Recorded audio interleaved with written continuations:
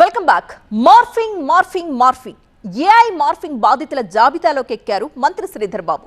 మంత్రితో పాటు ఆయన సతీమణి మార్ఫింగ్ వీడియోని కూడా పోస్ట్ చేసి దుష్ప్రచారం చేశారంటూ సైబర్ క్రైమ్ పోలీసులకు ఒక కంప్లైంట్ అందింది.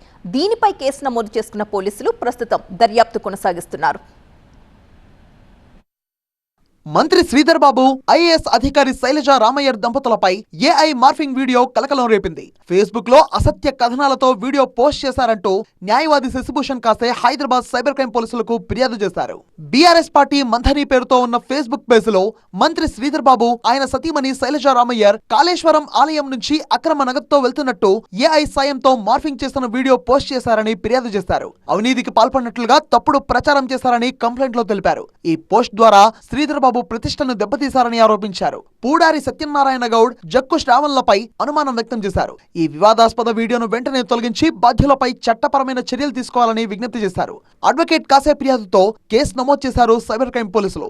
వీడియోను రూపొందించిన వారిని, అప్లోడ్ చేసిన వారిని, ప్రచారం చేసిన వారిని గుర్తించేందుకు మెటా నుంచి ఖాతా వివరాలు, ఐపీ అడ్రస్లు, డిజిటల్ ఆధారాలు సేకరిస్తున్నారు పోలీసులు.